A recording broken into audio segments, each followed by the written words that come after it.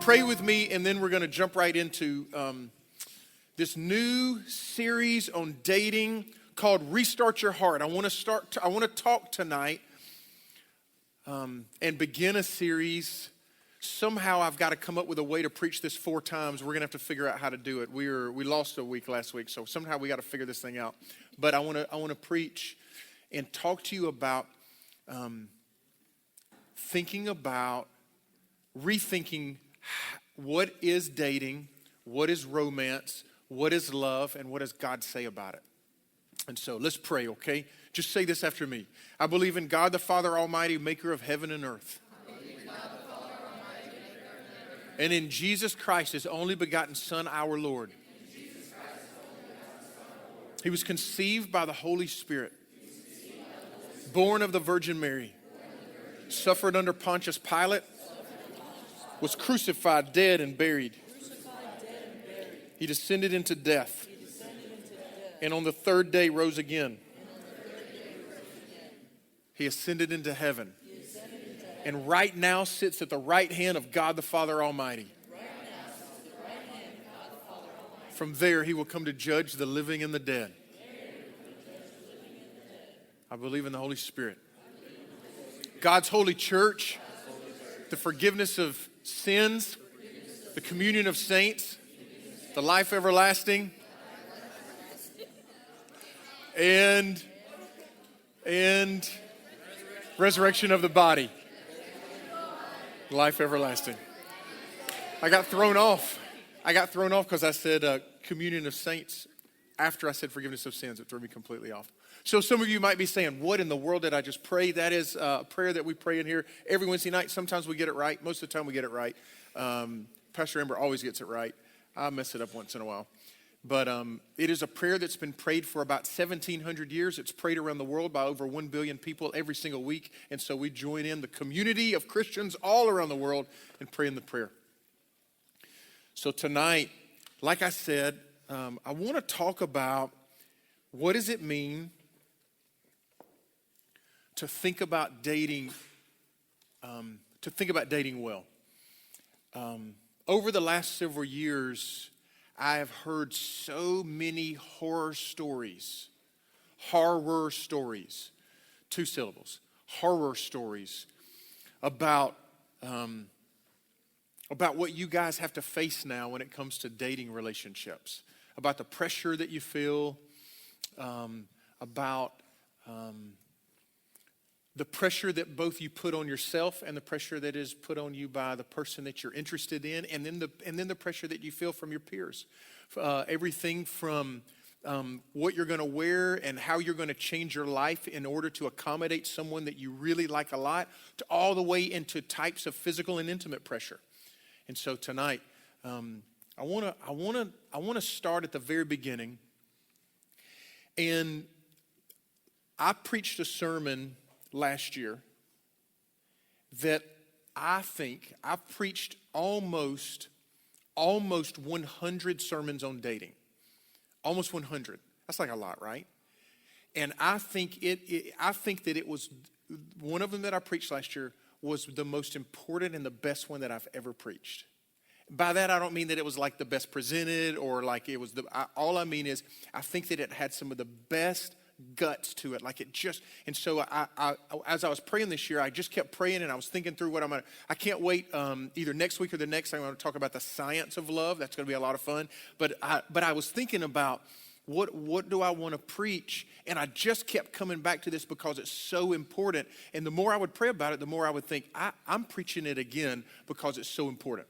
And so tonight, I've reworked it a little bit, couple different stories, but for the most part, I believe this is one of the most important sermons that I've ever preached on love and dating and romance. And so some of you that were here last year, you get to hear it again. Those of you that weren't here last year, you get to hear me take a second shot at it. So, at the center of every great love story are these 2 people who are just perfect for each other. They're destined to be together. Now, we're usually able to spot them 3 or 4 scenes into a movie or about a half a dozen chapters into a novel. How many of you have ever watched a movie? I noticed that today, To All the Boys I've Loved Before, Part 2 came out. It was released. So me and the girls are probably going to have to watch that at some point. Braden will probably be there with us, and we'll zone out and start playing the Nintendo Switch in about a minute. But I did notice. But how many of you have ever watched a movie, or it could even be a TV show, or you've ever read a book even better, and very quickly into it, you already know the plot line of the story. You're like, I know where this is going. This is so obvious. And over the next 120 minutes, it's like this cosmic force is trying to pull them apart, and you're just, whether you're explicitly screaming at the television or you're screaming inside of your heart, you're just going, just get together already.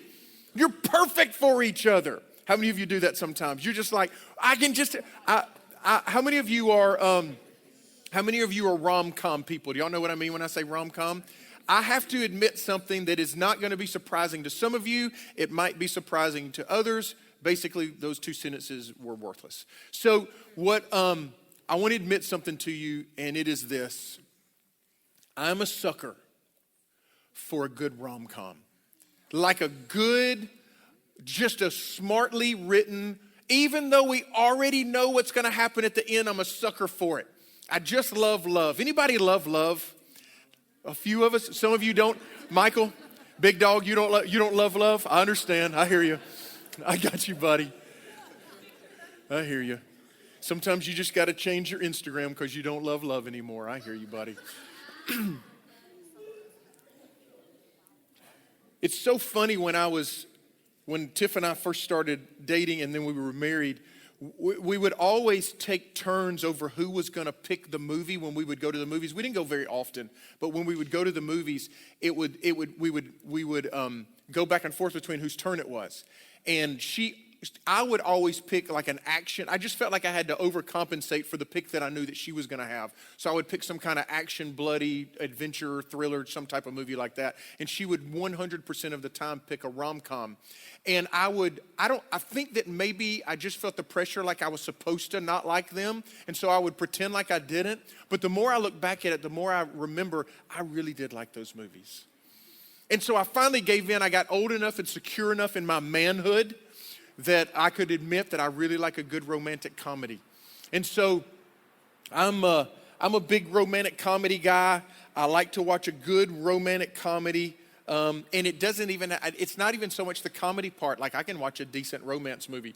But what I've noticed about a good movie is that it has this brilliant way of highlighting the perfect couple.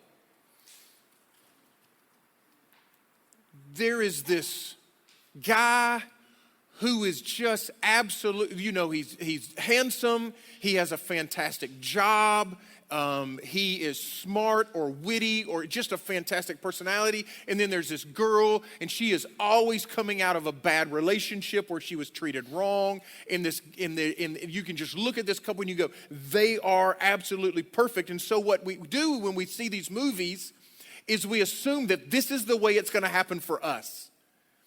That the way that Hollywood movies end is the way that my romantic love story is going to begin. So we'll see him or her and we'll think that our story will happen the exact same way. And usually we assume that it has a large part to do with attraction.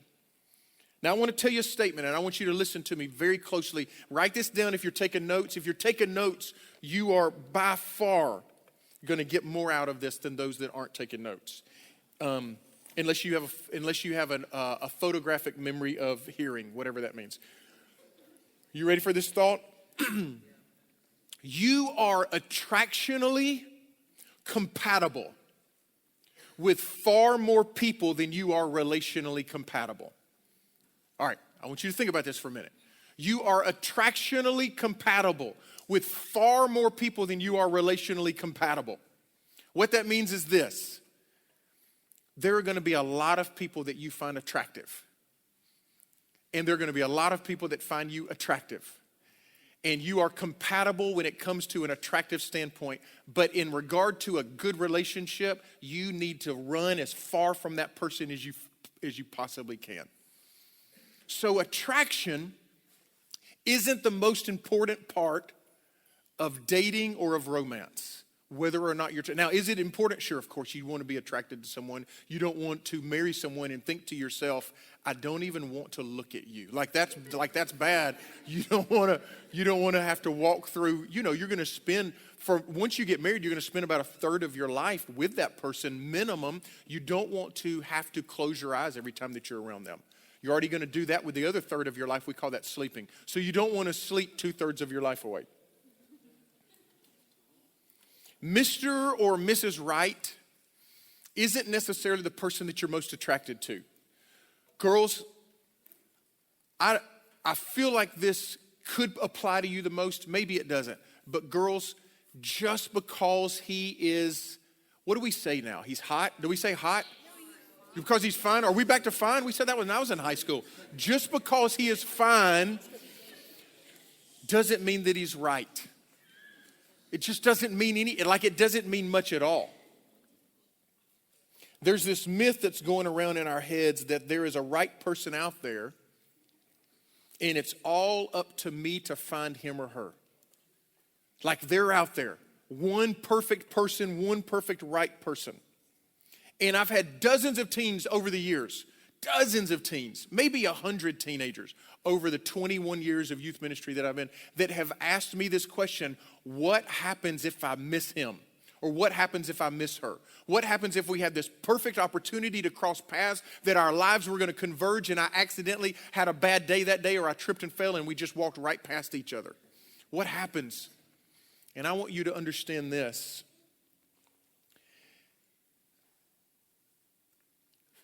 That you're not going to miss the person that you need to spend the rest of your life with. You're not going to. You won't miss it. You won't miss him or you won't miss her. Because the truth is there are lots of people that you could spend the rest of your life with, and it would be a fantastic marriage. Lots of people, everybody in the room. So let's talk about this a little bit. In America, 5 million people are going to get married this year. 2020, there's going to be about 5 million people that get married in America this year. Now, we have about 340 million people in America, so you can do the math if you want to, but basically somewhere around 1% to 2% of America is going to get married this year. 5 million people. Another nearly 2 million people this year are going to get divorced. Some of them are going to get divorced this year and married this year in the same year. So let me give you a thought today, and let's talk about this for a few minutes. The first thought is this. So write down these points for me. The first thought is this. Finding the right person doesn't ensure that everything is going to be all right.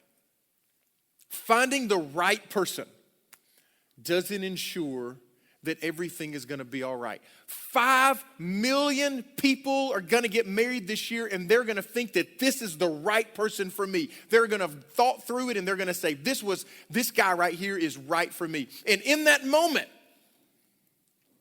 he is. And in that moment, she is.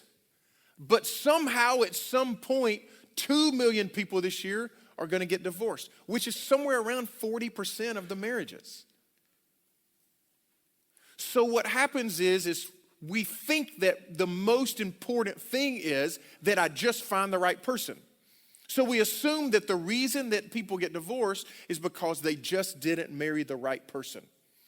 And what I want you to understand is this, is just because you think that you found the right person, it does not ensure that everything's going to be right, that everything's going to work out, that everything's going to be a fantastic and successful marriage. The second thought is this. I want to jar you with this statement. Commitment is overrated. Somebody amen me.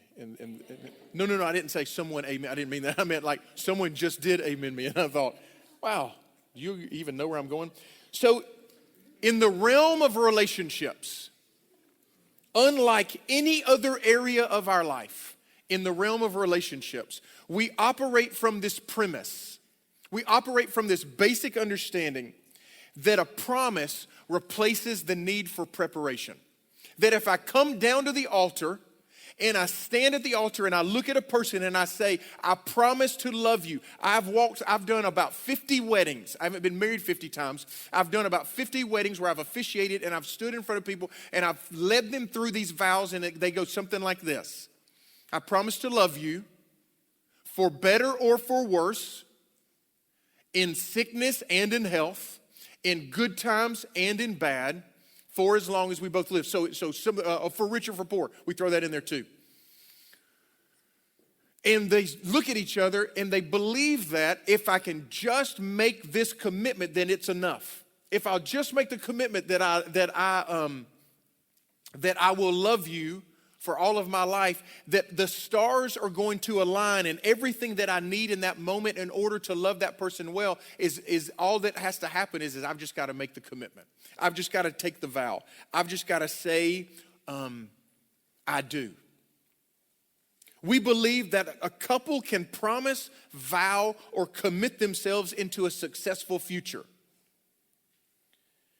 But our experience in every other arena of our life proves differently.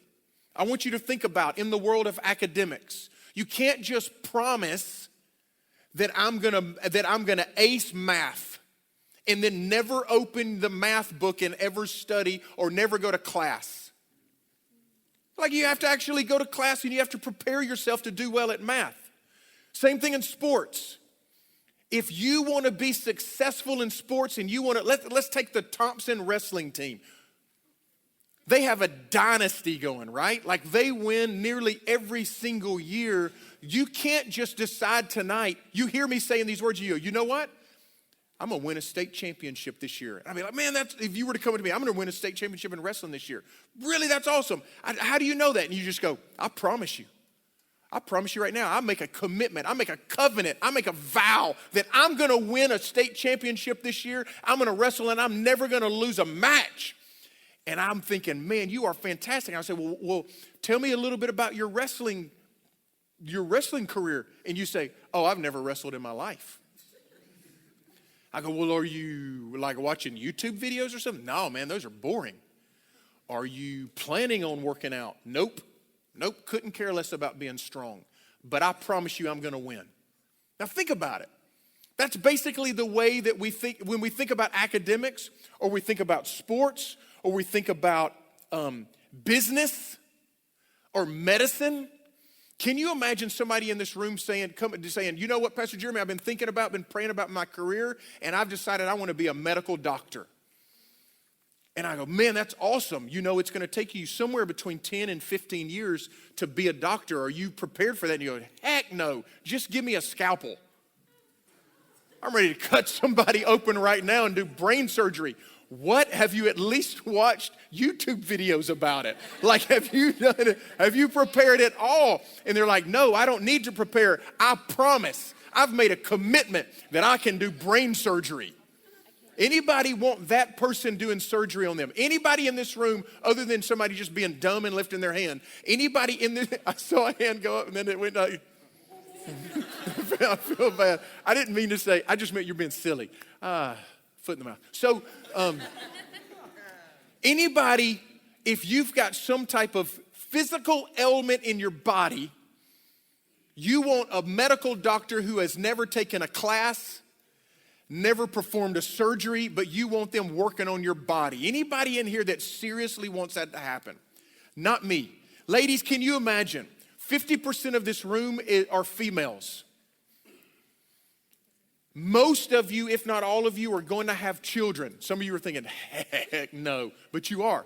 You're going to have children. Most, if not all of you, are going to have children in this room. Can you imagine getting pregnant? There's more to this story. Can you imagine getting pregnant, being completely ready to go into labor, laying down and saying, all right, I'm ready to have a child, and then some just bozo comes in off the street and says, gotcha. I got you. Spread them.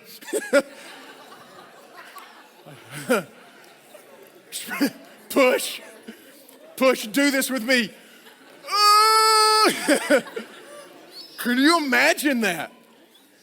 Anybody? CJ, did that offend you? CJ's out of here. He's like, I can't listen to that crap. But I want you to think about this for a minute. We think that if we come up to an altar and we say, I do, I promise to love you, that we're going to be successful at marriage, that we're going to be successful at a relationship. And I would like to posit for you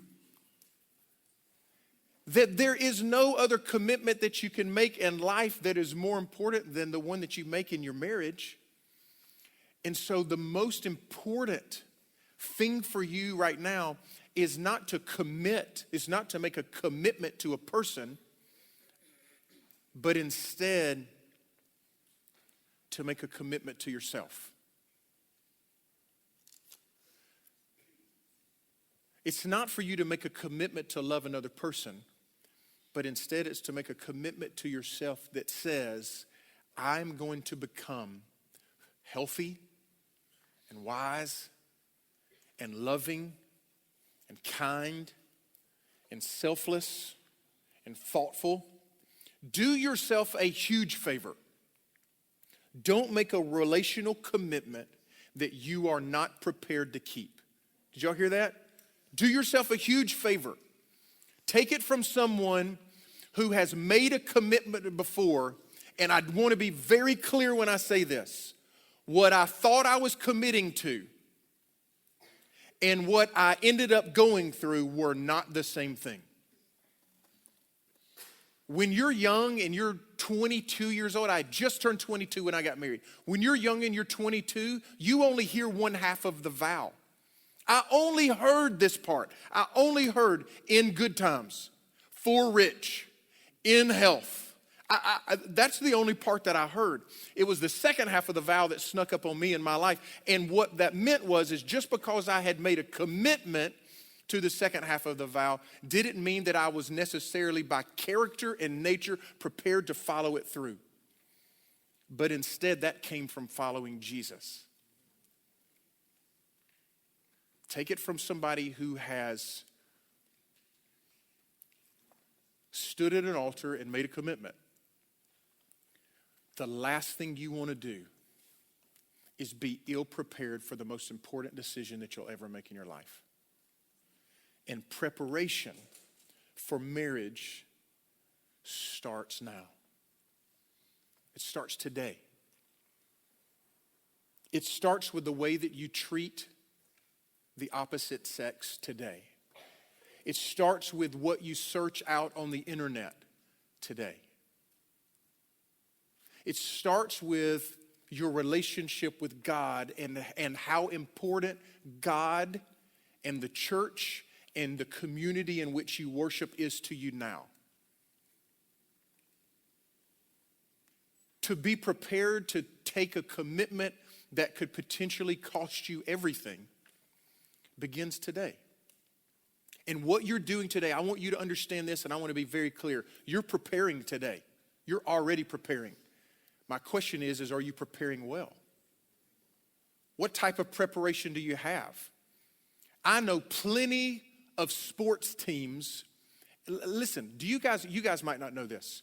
In the NFL, every sports team practices the exact same amount of time. It is required. There is an exact amount of time that they have all signed an agreement with what's called the NFLPA, the NFL Players Association, and every single team practices and prepares the exact same amount of time. Every single one of them. If they're going to practice, I don't know what the amount is, but let's just say that it's 14 hours a week. They can only practice 14 hours a week. Every single NFL team practices exactly 14 hours a week. That's exactly, every single one of them do it. But have you noticed there's always about 3 or 4 or 5 programs that are at the top, and there are always 3 or 4 or 5 programs at the bottom. Because how you prepare matters. What you're doing in your preparation matters.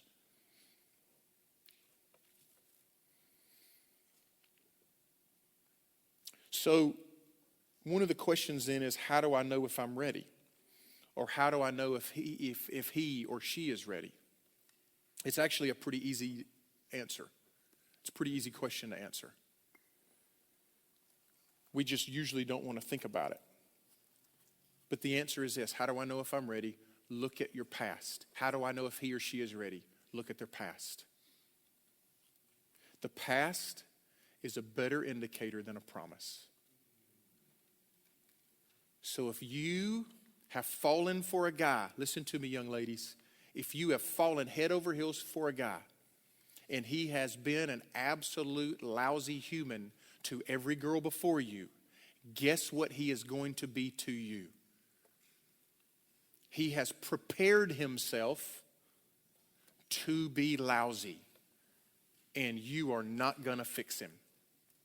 Some of you girls in here are rescuers, and you are not going to rescue him from being lousy. He's going to have to do that work outside of a relationship. We have this crazy idea that two broken people can get together and somehow have a good relationship, and I just want to be very clear. That's not the way it works. If you want to have a healthy relationship,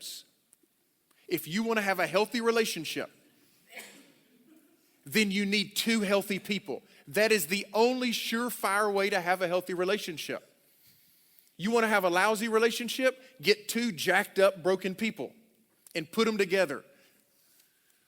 So then what is the greatest commitment that you can make? The greatest commitment that you can make is the commitment to you, to yourself, to prepare today, to start preparing to become the person that you think is going to make the greatest partner that you can possibly be.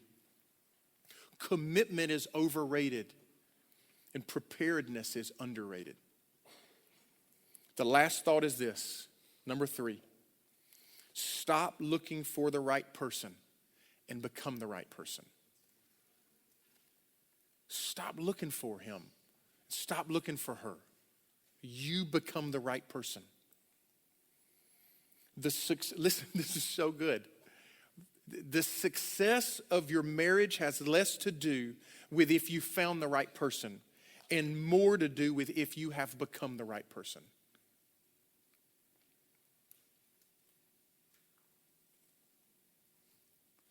You can find the right person. You can find, oh my gosh, I'm falling head over heels in love. You can find the right person in this perfect moment. But it takes hard work, persistence, and a lot of time to become the right person. So listen to this question. Are you the person that the person you're looking for is looking for? Are you the person that the person you're looking for is looking for? If you're looking at yourself right now, and some of you are overly critical, so I don't want to go over the top, but if you are not in a place where you can live outside of a relationship and still be happy, content, and settled, and feel good and significant, and you can feel worth, then you don't need to be in a relationship. If you're the type of person that's like, you guys know who I'm talking about. How many of you have ever, you don't have to raise your hand, you might even be this person. But you know the person that doesn't have the ability to be outside of a relationship. They go from one person to the next, and there's never any time in between because they have to be with someone.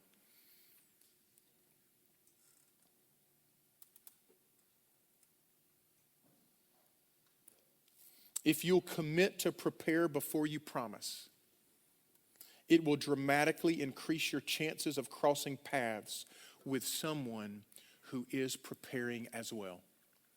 Listen to that.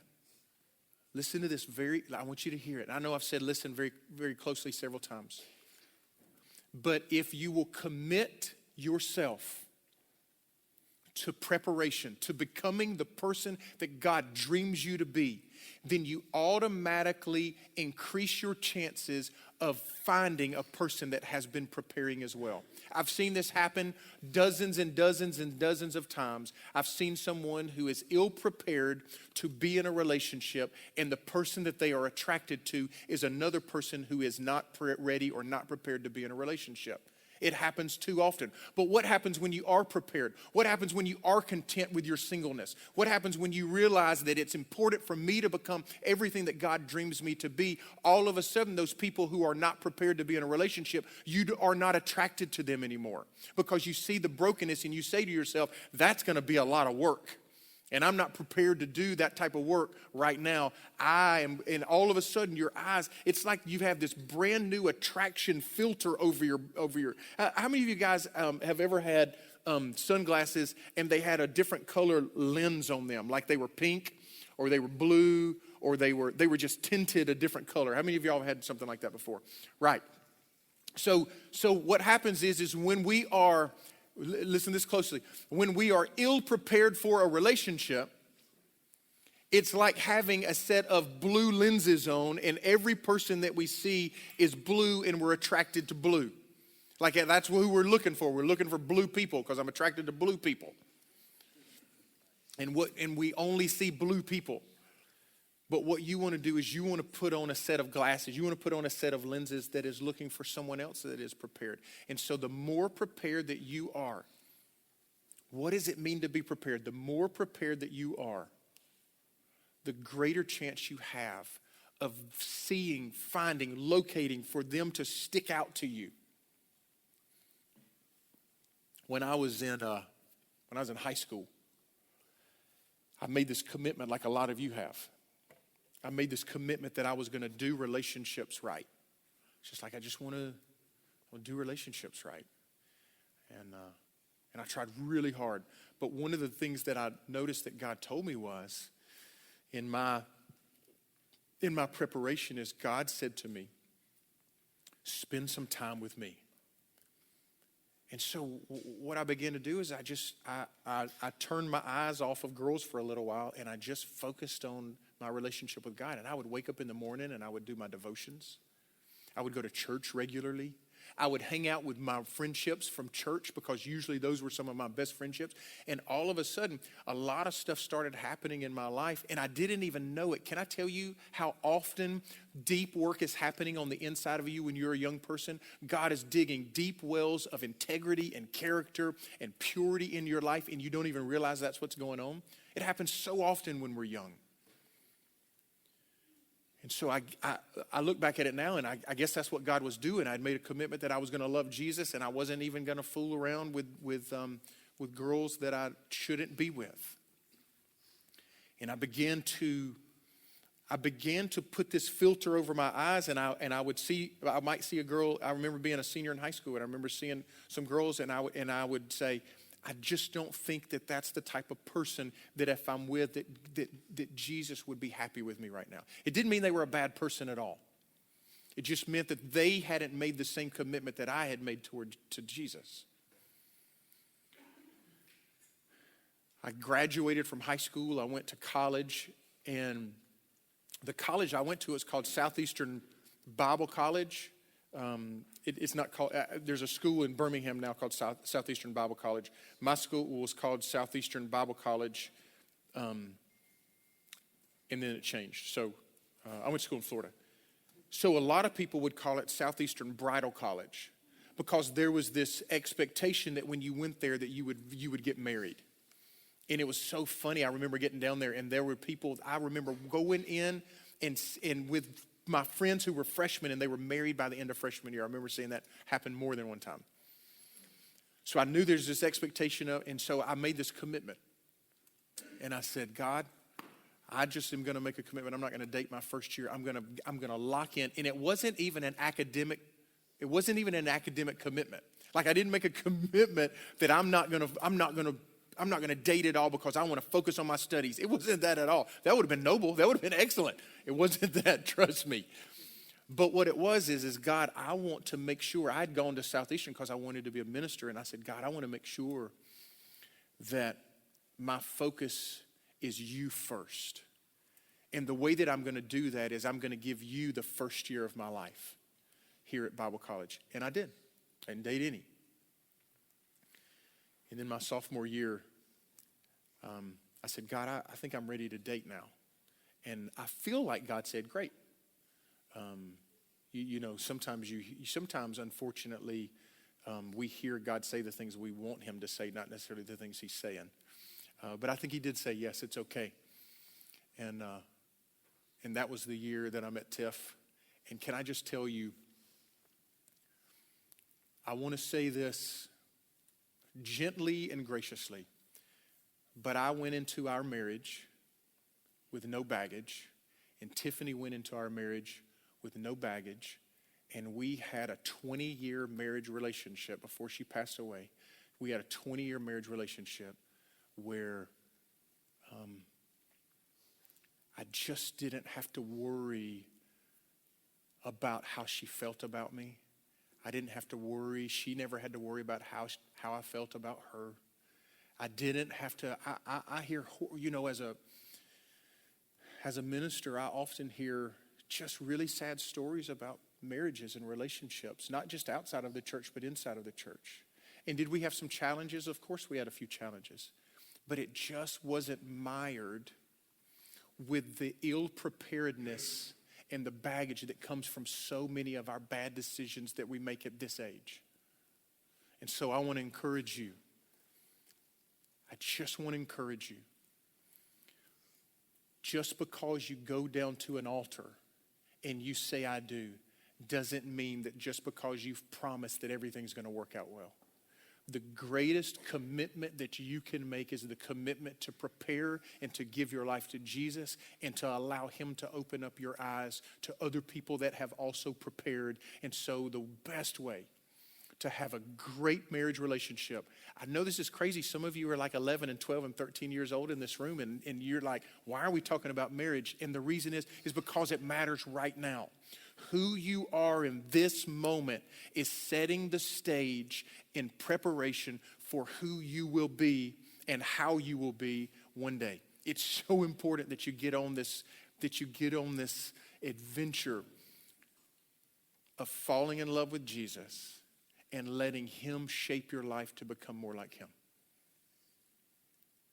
I promise you, I don't make a ton of promises to teenagers, but I promise you, if you'll make a commitment to Jesus and you will live your teenage years fully dedicated to him, you will not have to worry like so many people worry when it comes time for you to start looking for who you're going to spend your life with. Your eyes will be opened differently than they would have been. I'd like to pray for you tonight. I'm going to ask our leaders to come forward. I know that I didn't necessarily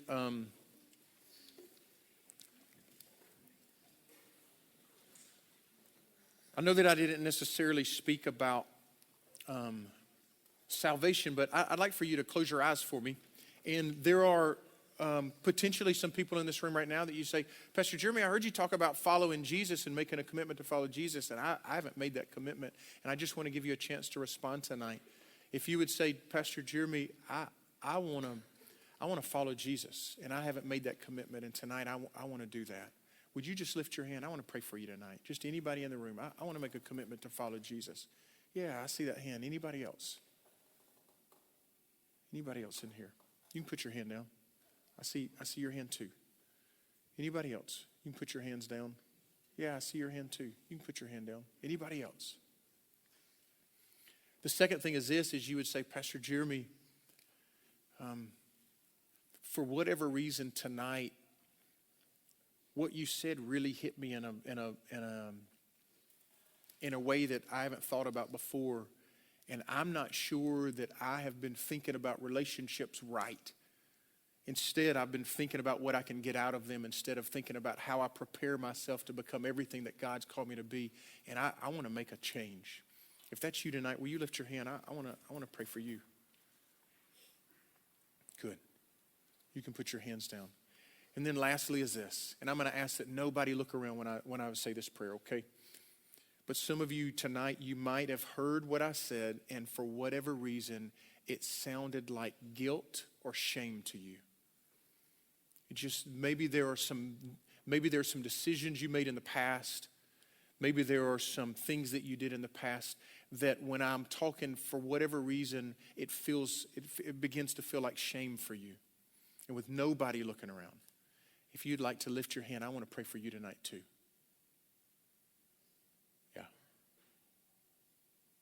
If everybody would stand, thank you, you can put your hands down. If everybody would stand, I'm gonna pray for you.